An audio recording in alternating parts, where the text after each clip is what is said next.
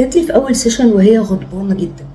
قالت لي هو انا بدفع تمن ان انا كنت حد طيب وبهتم باللي قدامي اكتر من نفسي؟ انا حتى في البيت انا اكتر واحده بعامل بابا وماما الاحسن، ورغم كده هم دايما بيعتبروا اكتر اخواتي ويعملوا لهم اللي هم عايزينه وبيراعوا مشاعرهم.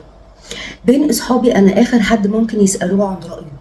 الشخص اللي ارتبطت بيه مع اول مره قررت فيها ان انا اعترض او اطلب حاجه سابني. هل انا بدفع تمن ان انا طيبه؟ قلت لها لا، انتي مش طيبه، انتي عندك مشكله في الاستحقاق وما بتعرفيش تحطي حدود. وانا علشان اطلع كده اكيد في النشأة ما كانش فيه وقت كفايه انا خدته او حب او اهتمام كفايه، فقررت ان انا اتنازل عن احتياجاتي وطلباتي. يمكن ده يخلي اللي قدامي يحبني.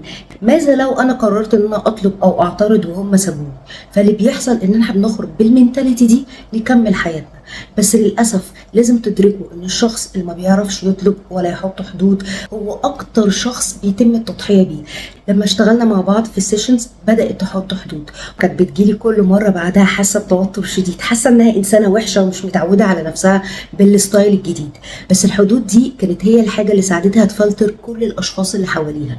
مين اللي فعلا دخل العلاقه دي عشان عايز يبني معايا صداقه او ارتباط، ومين اللي داخل علشان هو فقط يستفيد من العلاقه.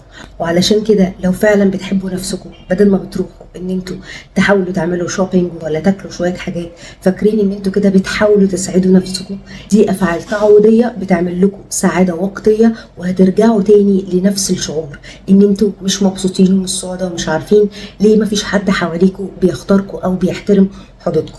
لما تنفستوا وقتكم وطاقتكم في حاجه زي ان انت تعملي كوتشنج عشان عارفه ان عندك مشكله ونفسك تحليها، حياتك فعلا هتتغير.